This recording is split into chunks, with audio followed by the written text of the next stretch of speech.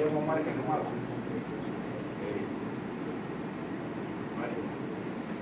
Allá, perdón, Mario.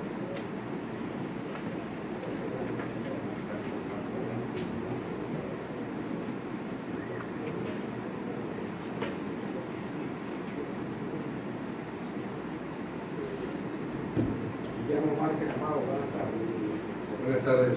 Gracias por estar aquí ante la Comisión Especial de Evaluación, que tiene como propósito llevar a cabo estas entrevistas a todos y a cada uno de los que aspiran a ocupar un cargo en la Corte Suprema de Justicia en calidad de magistrado. Con esa finalidad fue por lo que se elaboró un cuestionario que se hizo llegar con antelación. Y en ese cuestionario hay una primera pregunta, se puede decir, de carácter general, que nos va a permitir conocer a usted su persona, su profesional, su trayectoria, así como las cualidades que considera poseer y que ameritan, según su opinión, ser tomadas en cuenta para ocupar un cargo como magistrado en la Corte. Con esa finalidad le daré la palabra a la representante de Alianza Ciudadana por Justicia para que iniciemos este ciclo de preguntas, para lo cual usted contará con 30 minutos. Sonia. Gracias, muchas gracias. Buenas tardes, licenciado Márquez. Perdón, ¿nos da su nombre completo, por favor? Guillermo Márquez Amado. Gracias. ¿Su número de cédula?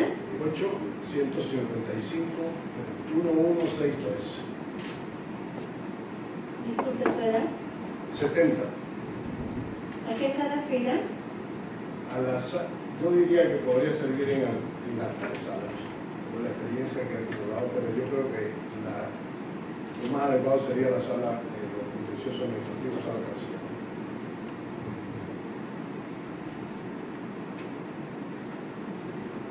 Licenciado, sabemos que usted ha ocupado cargos muy relevantes en el país, pero nos gustaría conocer sus años de experiencia en los temas legales, en este caso en la sala a la que aspira. Más o menos, ¿como cuántos años? Es difícil puntualizar porque yo he ejercido en diferentes aspectos. Yo he sido asesor legal de la Autoridad Portuaria Nacional en su tiempo, donde se veían básicamente temas de carácter de derecho administrativo. Ahí era asesor legal además. Después lo fui de una institución que se denominó Autoridad del Canal de Panamá, que se organizó para los fines de velar porque, con ocasión del Tratado del Canal de Panamá, tanto la República de Panamá como los Estados Unidos cumplieran con sus obligaciones en el momento en que se comenzaba a aplicar el tratado, que fue el 31 de diciembre de 1979. Comenzaban a correr los términos, en 1979 digo, y esa entidad tuvo solamente hasta el 80. Así que ahí tuve que compenetrarme con asuntos que tenían que ver con todas las instituciones del Estado, básicamente, porque ese era nuestro deber, nuestras funciones. Después de eso estuve sirviendo en la Dirección General Consularia de Naves, también relacionada con derecho administrativo. Además he ejercido como independiente después de haber ejercido en la Dirección General Consularia de Naves. He tenido muy pocos casos que he ventilado ante la Sala Tercera de la Corte Suprema, pero he tenido casos. Posteriormente estuve en el Tribunal Electoral.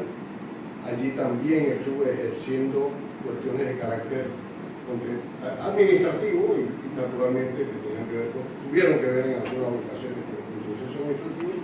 Y posteriormente, finalmente, otra vez en la Autoridad Marítima de Panamá. Recientemente tuve un caso en la Sala Contencioso Administrativa también.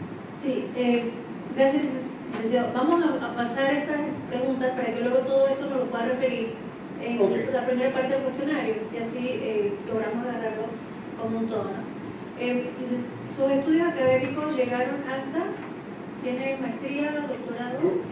Hay que ver, el sistema en Colombia, yo comencé en la Universidad Nacional de Panamá, ese año cerraron la universidad, estoy hablando de 1968. Enseguida fui a la Universidad Javeriana en Bogotá. El sistema académico allá es que uno cursa 5 años, al concluir los 5 años puede comenzar a ejercer el derecho durante 2 años, pero solamente en el distrito judicial donde terminó estudios. De alguna manera, uno se ve forzado a tener que estudiar más allá, porque para poder obtener el doctorado y poder ejercer en cualquier tribunal de la República de Colombia, en ese tiempo al menos tenía que coger una especialización que yo tomé en Derecho Comercial, y luego de eso presentar una tesina de Derecho Comercial y luego una tesis para el doctorado y unos exámenes especiales de toda la carrera de Derecho, y por eso le daban a uno el grado de Derecho en ciencias jurídicas. Además, le pedían a uno que ejerciera algunos cargos de naturaleza pública que yo no podía ejercer por no ser nacional colombiano. Sin embargo, incluso ese requisito yo lo llegué a cumplir, porque entre esos cargos estaba el de trabajar en algún consultorio jurídico. La Universidad Javeriana tenía un consultorio jurídico para atender personas que no tenían la posibilidad de asesorarse con abogados, y yo fui el coordinador precisamente de ese consultorio cuando terminaba Derecho en cuarto y quinto año.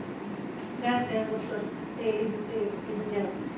Vamos a pasar a la parte del cuestionario, sobre todo en la pregunta 1, donde más que hacer una pregunta de sí y no, es que nos refiere un poco, primero sobre su historia familiar, en caso de que guste compartirnos algo, que nos cuente cómo ha sido el desarrollo de su vida profesional. Ahí sí nos gustaría conocer un poquito más para entender un poco su experiencia, y también nos gustaría que nos diera, en su opinión, qué cualidades le hacen merecedor de ocupar el cargo de magistrado de la Corte Suprema de Justicia.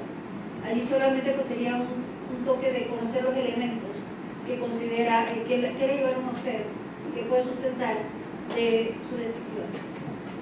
Bueno, en primer lugar, con respecto a mi vida familiar, puedo decir, con respecto a mi familia de nacimiento, mi padre y mi madre. Mi padre era un abogado del foro, más conocido por actuar en el ejercicio penal de la profesión. Tuvo casos muy significativos en nuestro país. Mi madre era ama de casa, pero también tenía un grado de universitario y era contadora pública autorizada. Tengo 4 hermanos más, además de mí. Ese fue el ambiente en que crecí, ambos muy respetuosos de las tradiciones, incluso de la religión católica. Yo no soy muy practicante, pero soy católico y creo en la religión católica y en un Dios, creo en Dios. ¿Qué más le puedo decir? Después, cuando ya terminé mi carrera de Derecho, regresé a Panamá, contraje matrimonio, tuve 3 hijas, luego me separé y me divorcié, incluso la iglesia anuló el matrimonio que teníamos mi primera esposa y yo. Me he vuelto a casar recientemente. Mi vida ha sido dedicada tanto a participar en actividades de la sociedad como en la vida pública, de carácter tanto privado como en el sector público. Defendí mucho el sistema de derecho durante la dictadura militar y expuse asumir riesgos con ocasión de aquello, inclusive detenciones y algunas otras cosas en aquel tiempo. Luego comencé a ejercer el cargo de director general consular y de naves, así llamaba la oficina que es hoy la Dirección de Marina Mercante. Pero en cuanto a lo familiar, yo creo que está todo ya dicho. Después, además, tuve otro hijo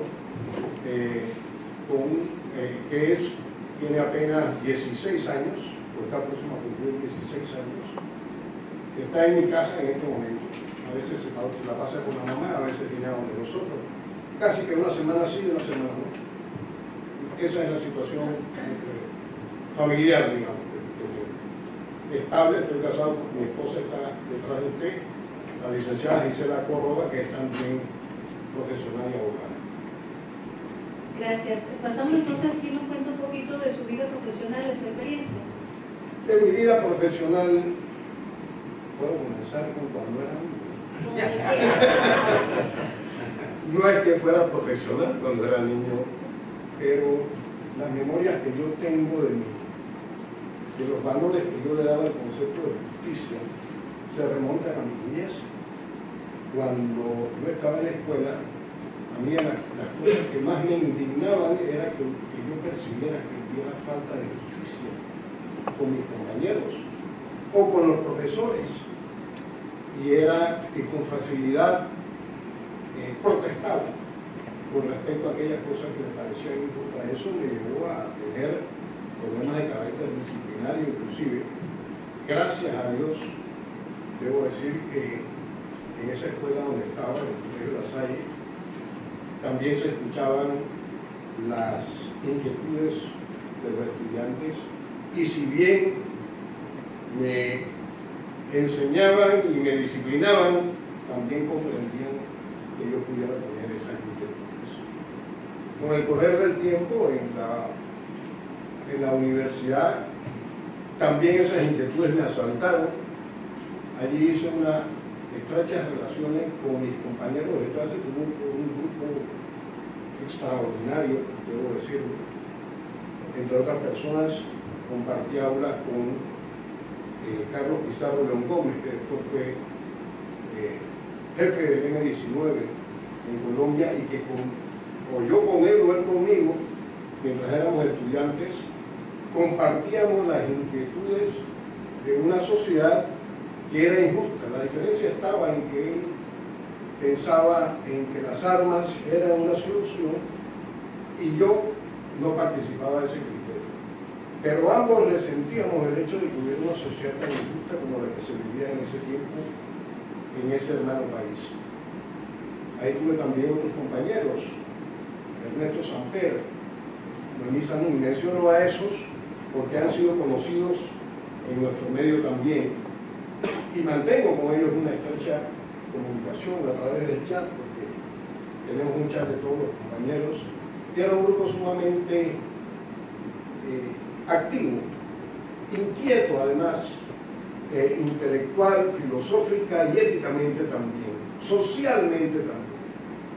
De manera que esas cosas yo creo que han de haber tenido una incidencia importante en mi formación. Cuando salí de la universidad, me inquietaba el régimen de hecho que teníamos en Panamá.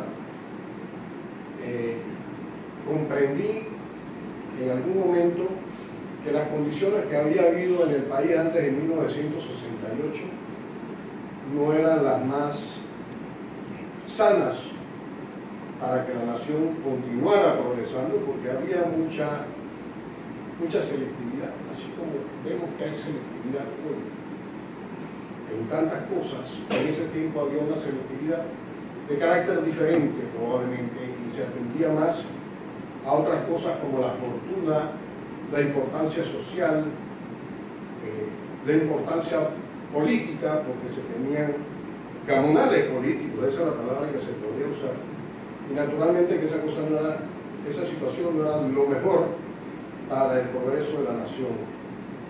Pero habíamos caído en una situación de hecho. Inclusive, lo llegué a decir una vez en la propia presidencia de la República, hace poco tiempo que me invitaron a hablar un poco sobre la Constitución. Existía aquel artículo 277 de la Constitución Política aprobada en 1972,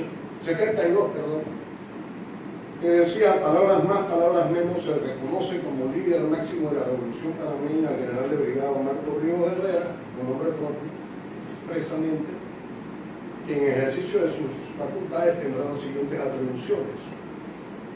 Y entonces hablaba de una serie de atribuciones que no son propias de un sistema democrático amplio. Puede haber muchas interpretaciones, pero yo no compartía ese criterio. Sin embargo, después que terminé mis estudios, comencé a trabajar en la Autoridad Portuaria Nacional. Me fascinaba el derecho marítimo, me gusta mucho todavía. En En esas actuaciones tuve la oportunidad, por consiguiente, de participar en una institución que comenzaba apenas, la Autoridad Portuaria Nacional, que se había organizado de conformidad con la Ley 42 de 1974. Y era justamente para que Panamá pudiera recibir los puertos de Balboa y Cristóbal, porque ya de alguna manera se había previsto que lo primero que revirtiera la República de Panamá fueran los puertos de Balboa y Cristóbal, con ocasión de las negociaciones del Tratado del Canal de Panamá. Pero Panamá no estaba preparada para ello. Panamá no tenía puertos que fueran administrados eficientemente, sino que eran administrados con criterio de aduanas, de que la mercancía que entrara a los puertos pagara sus impuestos. Si los puertos eran eficientes o no, eso era totalmente accesorio. Total, para no hacer la historia tan larga, porque cuando uno la ha vivido siempre siente que tiene muchas cosas que decir, me opuse luego al régimen particularmente duro del general Manuel Antonio Noriega, ahí sí con mucha vehemencia. Eso me valió detenciones, amenazas. Comencé a activarme políticamente en la democracia cristiana en ese tiempo, llegando a ocupar el cargo de presidente del Tribunal de Disciplina de aquel partido. Me desligué del mismo en 1990, cuando, luego de que el doctor Ricardo Arias Calderón me insistiera, finalmente acepté la nominación para magistrado del Tribunal Electoral, convencido como estaba y como lo sigo estando, de que la democracia depende de ese simple detalle de lo que es una elección limpia, pero verdaderamente limpia, porque eso le da legitimidad y autoridad moral a las autoridades nacionales. Eso no lo había habido en Panamá en ninguno de los procesos electorales que se habían celebrado desde 1904. Ninguno, esa palabra quisiera subrayar. No lo hubo sino en 1932, en 1945 para escoger a los constituyentes que fueron convocados para redactar la Constitución, que fue del 46 al año siguiente, y en 1960 por unas elecciones que organizó Ernesto de la Guardia, quien yo sigo pensando que es uno de los presidentes, de los mejores presidentes que ha tenido nuestro país y que ha pasado un poco desapercibido en cuanto al reconocimiento de sus méritos.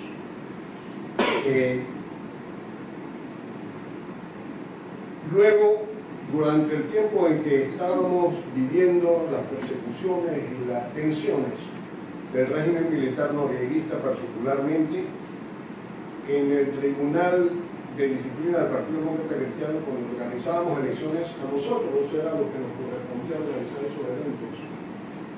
Y en el estado de cosas que vivíamos, teníamos que organizar las cosas de tal manera que hubiera absoluta transparencia en las elecciones internas, porque eso le daba legitimidad a las autoridades electas del partido. Pero por otra parte teníamos que ser sumamente eficientes, porque sabíamos que a las horas en que iban cayendo la noche, entonces estábamos expuestos a como terminó ocurriendo, intentos de quema del partido en aquel tiempo, etc. Así que teníamos que ser muy eficientes. Como en el partido a mí me correspondía básicamente esa obligación, cuando en 1990 se dispuso la reorganización del Tribunal Electoral,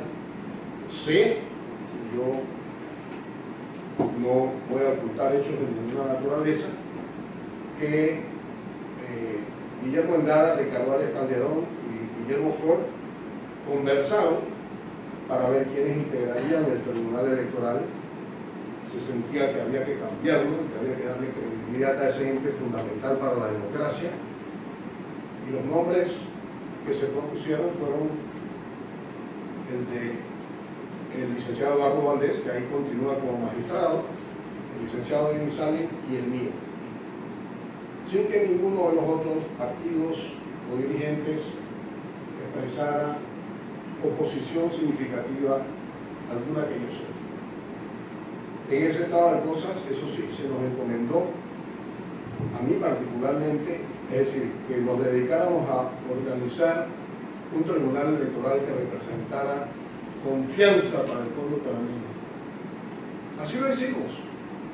Y de 1990, cuando fui nombrado magistrado, hasta 1994, cuando tocó llevar a cabo las elecciones del siguiente periodo presidencial, acumulamos una experiencia y una confianza que permitió, y lo digo con honda satisfacción, la celebración de unas elecciones que fueron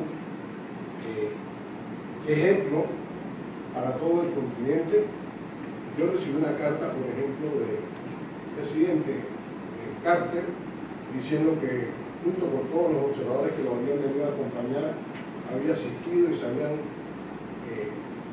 distribuido por la paz del país, y que en su vida ese grupo había observado un proceso electoral tan cercano a la perfección como el que observó en aquella oportunidad.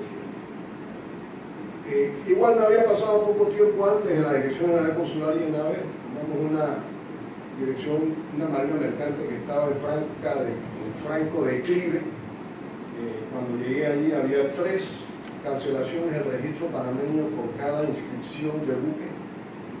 Cuando me fui 8 meses después, pero ahí las condiciones eran totalmente diferentes y esas cosas podían hacerse. La relación era totalmente inversa, había 3 inscripciones por cada cancelación, lo cual me permitió pronosticar, sin ser profeta, pero también lo debo decir con satisfacción, que la Marina Mercante panameña volvería a ser la primera Marina Mercante del mundo. Como en efecto, que fue poco tiempo después de yo dejar la posición, y no ha dejado de serlo desde entonces. Para mí la justicia es importantísima. Para mí es el más importante de los valores de una sociedad.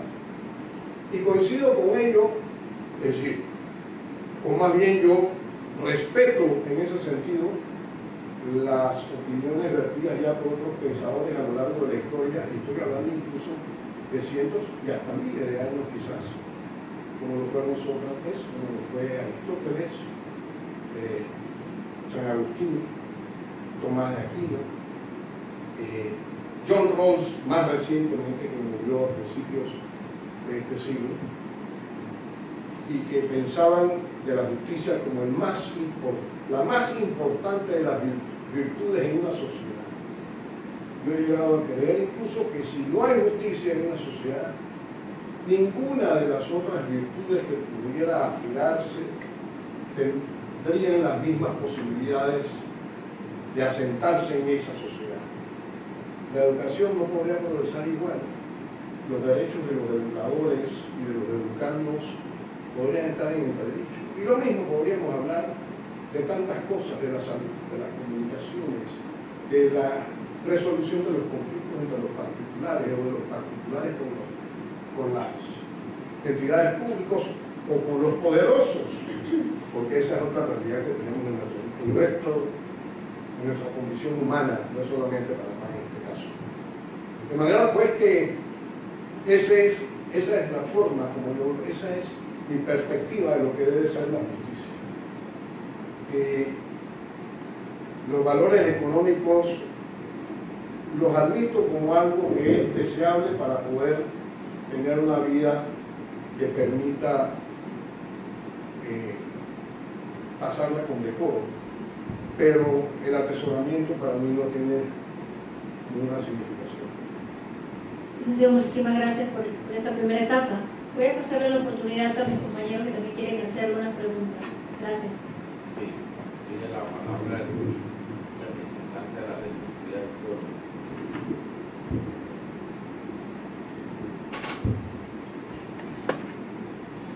Buenas tardes, magistrado. Vamos a continuar con el cuestionario que le fue anticipado.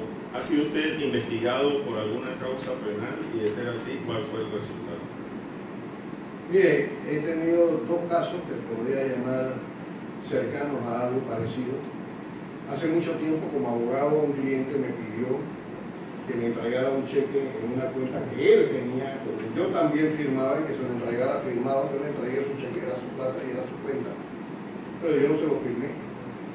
Y después ese cheque aparentemente rebotó, tuvo algún problema, y yo fui llamado a declarar por el hecho de que yo firmaba en esa cuenta, aunque yo no había firmado el cheque. Eso pasó absolutamente sin ninguna consecuencia. Eso fue por allá por 1982, quizás. Ni siquiera tengo muy clara la fecha. Posteriormente, en ocasión de la elección del Colegio Nacional de Abogados, la última que hubo, que fue en junio del año antepasado, al saberse los resultados, hubo un abogado que interpuso una denuncia o una querella, nunca supe de qué se trató a final de cuentas, contra todos los miembros de la comisión que habíamos organizado las elecciones, porque los resultados le pareció que habían sido manipulados de alguna manera. Ni siquiera en ese caso me llamaron a declarar ni a nada por el estilo, y que yo sepa que todo el problema se suscitó porque la persona no estaba conforme con los resultados que habían favorecido al grupo adverso al que él favorecía. Son los únicos dos casos de los que tengo. Vale, gracias. Siguiente pregunta. ¿Ha sido usted denunciado o investigado por faltas a la ética ante el Tribunal de Honor del Colegio Nacional de Abogados o ante el órgano judicial, el Ministerio Público o alguna instancia administrativa? Nunca, jamás. De hecho, yo hice parte del Tribunal de Honor del Colegio Nacional de Abogados, designado por el doctor Jorge Fábrega, en 1983, 84, algo así. Gracias. Representante de la Procuraduría General. Buenas tardes, magistrado Marquena Maus. Continuando con el cuestionario que ya usted y que todos los participantes o aspirantes conocen con antelación, vamos a hacerle la pregunta número 8, que dice así: ¿cómo garantizaría usted la independencia de la prestación del servicio de administración de justicia en el marco institucional existente? Mire, mi apreciación es que el marco institucional ofrece suficientes garantías para ser independiente. Todo depende fundamentalmente de la resiedumbre y el carácter que tenga que estemos llamados a ejercer responsabilidades que requieran asistirse de esos atributos. Decir cómo lo haría es difícil hacerlo, pero sí me puedo remitir, gracias a Dios creo que puedo hacerlo, a mi trayectoria en ese sentido, porque yo he tenido cargos de responsabilidad y no sé de índices que me señalen como que haya favorecido a una parte u otra, a pesar de los resultados de funciones que se han ejercido o en las que he estado completo. Muchas gracias. La siguiente pregunta será la 13, que dice así: ¿cuál es su visión sobre el régimen disciplinario para magistrados de la Corte Suprema de Justicia? Mire, en la carrera judicial, en la ley de carrera judicial, hay una comisión de integridad y transparencia, así se denomina, que permite que todos los funcionarios del órgano judicial puedan ser investigados, eventualmente rendir cuentas. Se establece inclusive una jurisdicción especial para estos propósitos y se le dan amplias facultades. Esa es una ley francamente interesante. Es como un monumento catedralísimo para poder lograr cosas. Como todo lo que es humano es perfectible, pero tiene cosas muy buenas que serían muy útiles. Aparte de eso, hay que eliminar algunas cosas que tiene nuestro sistema jurídico. No estoy hablando solamente del sistema judicial, estoy hablando en este caso del sistema constitucional. El hecho de que la Asamblea Nacional de Diputados tenga la facultad de juzgar a los magistrados y a su vez los magistrados a los diputados establece una especie de quid pro quo. Incluso llegué a escribir una vez un artículo que se publicó en la prensa, creo que en mi currículum en mi hoja de vida mencioné algunos de esos artículos que yo he escrito sobre el tema justicia particularmente, porque he escrito otros, y ahí me refería a que ese estado de cosas venía a constituir una especie de pacto de encubrimiento recíproco, debo decir, y no lo puedo decir con satisfacción, sino con el ánimo de que estas cosas puedan ser corregidas, porque no solamente ocurre que se motiva, quizás inadvertidamente, quizás muy conscientemente, la corrupción, sino que se ofende la dignidad del país cuando se sabe que estas cosas ocurren en nuestro medio y los órganos de la administración pública se ven desprestigiados localmente y en el exterior. Quizás si nosotros hubiéramos tenido una administración de justicia con mayor carácter internamente, esas sanciones a que nos hemos visto expuestos por la comunidad internacional o por esos organismos, llámense Gafi o OCDE, o como se las quiera llamar, no habrían llegado a las magnitudes donde están ahora. Muchas gracias.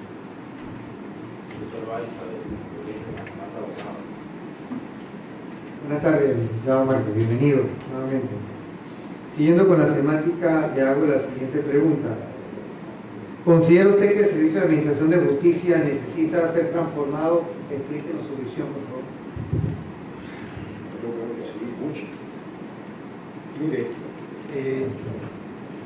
en primer lugar, hay grandes avances tecnológicos de los que se puede servir la Administración de Justicia y el propio ejercicio de la profesión, satisfaciendo con amplias posibilidades las aspiraciones de nuestra sociedad.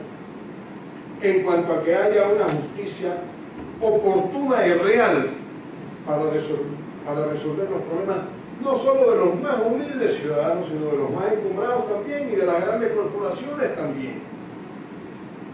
Y eso no lo estamos haciendo porque tenemos un sistema que básicamente data del siglo XIX.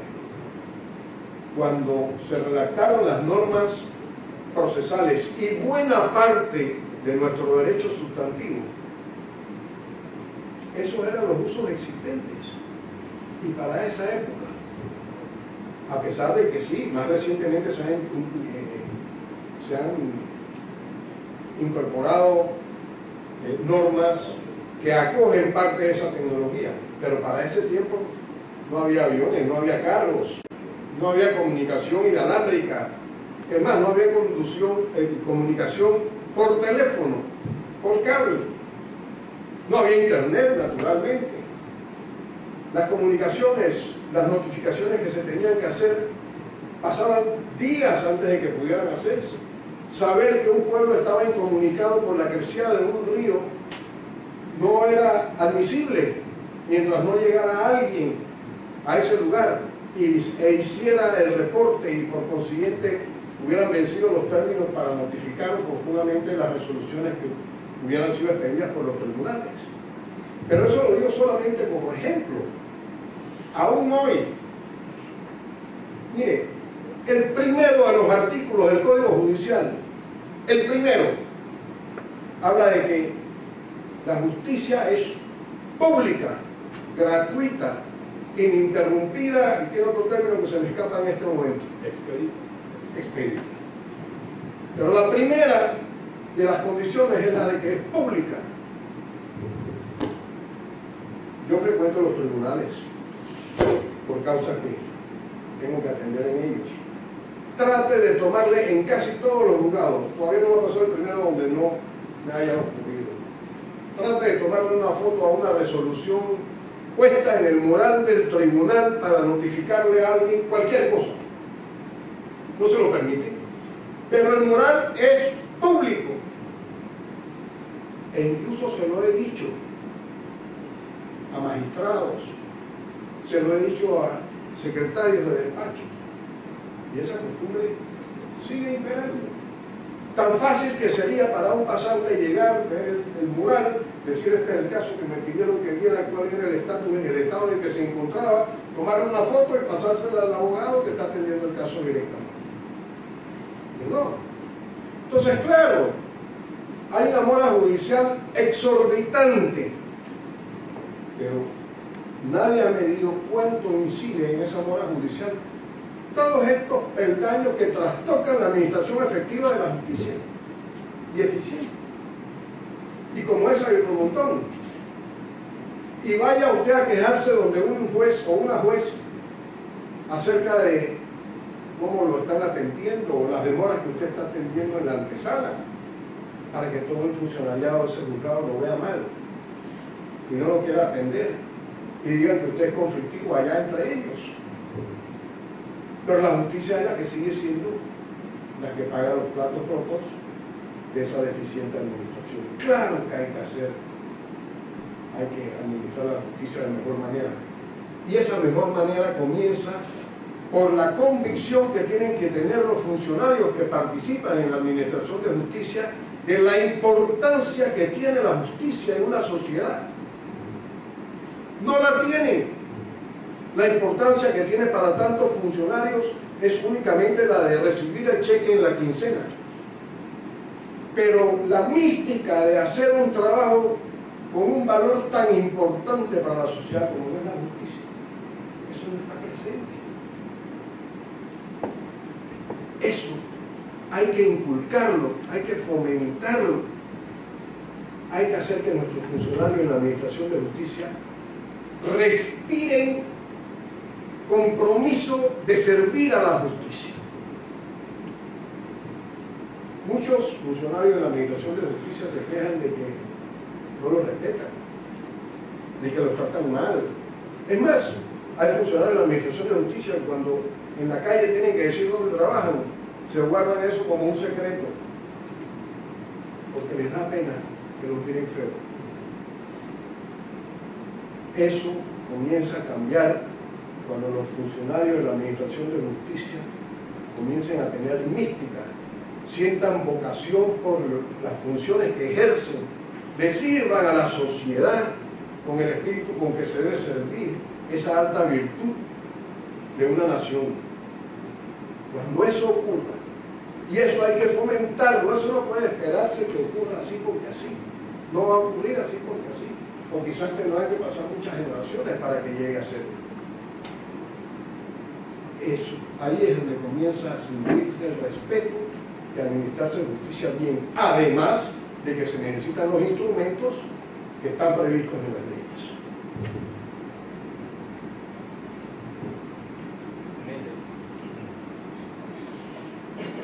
Buenas tardes, licenciado. Bienvenido. Voy a formularle la pregunta número 10 del formulario que previamente se le facilitó. ¿Qué haría usted si la percepción ciudadana cuestiona su actuación en el desempeño de su cargo, de forma que afecte la credibilidad del órgano judicial? Mire, hay dos formas de que la percepción ciudadana se vea afectada por los fallos de los jueces. Una obedece a la pobre cultura jurídica que tenemos. Estoy hablando no solamente de nosotros los abogados, en este caso no me refiero a los abogados, sino de los ciudadanos en general, que son los que integran nuestra sociedad. Muchas de las cosas que los ciudadanos ven en el régimen de derecho, en las normas, no las entienden y las ven mal por el simple hecho de no entenderlas. Porque es una condición del ser humano que cuando alguien no entiende algo, inmediatamente toma distancia y confía encima a lo que no entiende. Entonces se necesita que ese viejo aforismo de que los jueces hablan por sus sentencias no siga teniendo la preeminencia que ha tenido hasta este momento. De alguna manera hay que hacer que esas sentencias tengan un lenguaje más accesible a la ciudadanía. Nosotros inclusive disfrutamos, a veces sentimos satisfacción con manejar términos que usan, además hasta un poco estrambóticos, si se quiere, hablar de vicios redimitorios o hablar con un vocabulario muy formal o muy jurídico, puedes hacerlo sentir como que estoy proyectando, que conozco, que sé. Pero al pueblo llano, eso es un macarrón, un plato de macarrones. Entonces, estas cosas tenemos que hacerlas. Ahora bien, si esas aprehensiones de la ciudadanía ocurren porque, y me ha pasado, porque yo participe de un criterio que otros colegas no comparten, entonces yo sencillamente tomo la opción de salvar mi voto o de explicarlo como se hacen las sentencias. O bien, como en alguna ocasión me ocurrió, que querían que yo decidiera como ponente el rechazo de una causa que había llegado a mi conocimiento, yo dije, ¿por qué la vamos a rechazar? Admitamos esto y después veremos cuántos méritos hay en ella, porque hasta ahora están cumplidos todos los requisitos. Lo que pasa es que estábamos muy atascados en el trabajo que se estaba dando en aquellos momentos.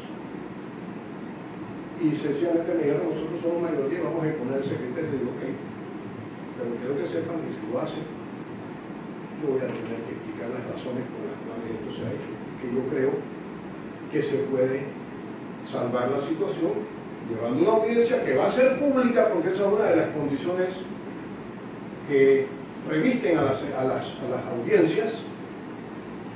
Al final tuve la satisfacción de que esa audiencia, y hubo alguna otra también, se llevó a cabo, se presentaron pruebas, se tomaron declaraciones de testigos, se evaluaron esas pruebas y todos llegamos a la conclusión, sin salvamento alguno de voto, de que efectivamente el impugnante tenía toda la razón. Hay otros casos en los que ya no queda más alternativa, sino que separarse del cargo para no hacerle daño a la administración de justicia. Esa es una eventualidad que puede ocurrir y que yo no descarto y que inclusive en alguna oportunidad propuse, aunque fuera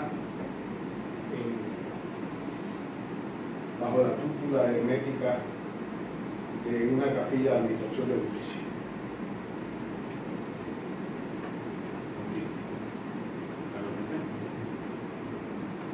Profesor,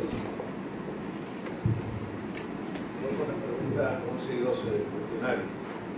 ¿Cómo incorporar, cuál es su visión, del papel de un magistrado frente a los estándares internacionales en materia de justicia desde la perspectiva de los derechos humanos y en particular desde el control de la proporcionalidad? En primer lugar, debo decir que el Código Judicial asigna a la Sala Tercera de la Corte Suprema de Justicia el conocimiento de las causas que tienen que ver con violación de los derechos humanos. Y naturalmente que los magistrados que integran esa sala tienen que compenetrarse con esas realidades para poder saber el alcance no solamente de las normas, sino de las interpretaciones que ha habido sobre esas normas. Porque hay cuerpos colegiados de carácter internacional que tienen un decir de acuerdo con esas mismas convenciones internacionales. Pero por otro lado, es importante, es indispensable que cuando se administre justicia, y no estoy hablando únicamente de la Sala Tercera de la Corte Suprema, sino de todas las jurisdicciones especiales que existen, se tengan en consideración los instrumentos internacionales ratificados por la República. Y los hay muchos y en casi todas, o en muchísimas esferas de la actividad humana en nuestro medio. Hay de carácter mercantil, hay de carácter penal, hay de carácter de arbitraje, que es también otra forma de administrar justicia, hay de carácter administrativo, hay convenciones internacionales que hablan acerca de cuáles son las leyes aplicables a determinadas causas, y las hay desde hace muchísimo tiempo. Entonces el juez está llamado, al dictar sentencia, a tener en consideración todas esas convenciones internacionales, en la medida en que esas convenciones internacionales, además, hacen parte de nuestra legislación interna. Eso debe hacerse. Eso, además, si se hiciera con mayor amplitud, probablemente evitaría que Panamá fuera llamada o fuera demandada en tribunales internacionales, acusada de haber ejercido actos violatorios de esas mismas convenciones internacionales, sencillamente porque no se tuvieron presentes los textos de esas normas internacionales. Además, y al efecto, la propia Constitución, en el artículo 4, dispone, dispone que los instrumentos, que Panamá respeta las normas del derecho internacional. Las normas del derecho internacional son parte de nuestra legislación interna, inclusive si atenidos a lo que los abogados llamamos esa clásica figura de la pirámide de Kelsen, con un rango mayor que el de las leyes nacionales. Ese es el papel que debe desempeñar un magistrado de la justicia en cuanto a considerar las disposiciones internacionales de la República de Panamá. El doctor Michel me pidió la palabra. Bienvenido, magistrado.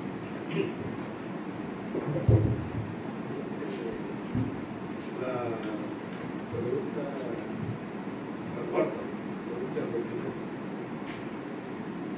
Bueno, usted ya fue magistrado en el Tribunal Electoral, magistrado de Lugo. Aquí la pregunta sería la segunda parte de la pregunta esta. ¿Qué haría usted para lograr un trabajo de equipo? Como un equipo institucional allá entre los premios. Eso es fundamental en una profesión de justicia. En primer lugar, ya me referí en algún momento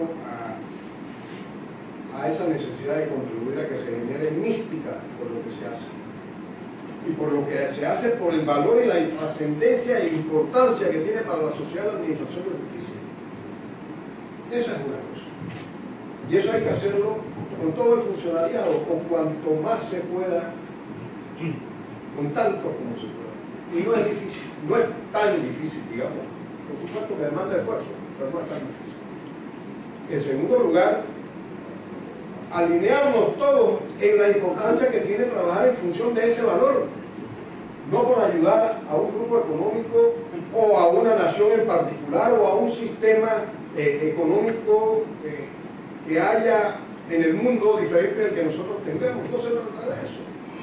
Se trata de que las normas se cumplan y de que haya justicia. Esa justicia que se consigue cuando efectivamente la verdad material se halla como producto de las averiguaciones deducidas de las pruebas y de los alegatos de las partes que participan en los procesos. Fomentar, esa es la mejor forma de fomentar el equipo. Cuando llegamos al Tribunal Electoral, perdonen que me refiera al Tribunal Electoral, pero yo creo que es una experiencia de carácter judicial, además, que guarda relación con todo esto. Esas cosas no estaban presentes. Una de las cosas que nos ayudó mucho a fortalecer el Tribunal Electoral fue precisamente fomentar que el funcionariado del tribunal se comprometiera con elecciones que fueran realmente libres. No importaba si favorecían al partido amarillo, al rojo, al chocolate, al verde, al gris, al negro, al blanco, eso no importaba. Lo que importaba era en sí mismo el valor intrínseco de que se respetara el voto. Y los funcionarios del Tribunal Electoral se alinearon con esa meta, con esa aspiración. Y se pudo hacer. Y por eso cuando me fui al Tribunal Electoral en 1996, con satisfacción, debo decirlo, lo digo con humildad también, pero la satisfacción también está ahí. No hay ninguna otra institución más respetada en Panamá que el Tribunal Electoral, salvo por la Iglesia Católica y los medios de comunicación. Probablemente, si esa medición estadística se hubiera hecho a finales de mayo de 1994, hubiéramos salido al primero. Pero ese no es el punto. El punto era que la labor estaba cumplida y que el país tenía una cara nueva en todo el ámbito internacional, respetada, consultada, todavía la mantiene. Gracias. Gracias, doctor, y toda la suerte. ¿Puedo retirar ya? Sí. Muy amable, muchas gracias.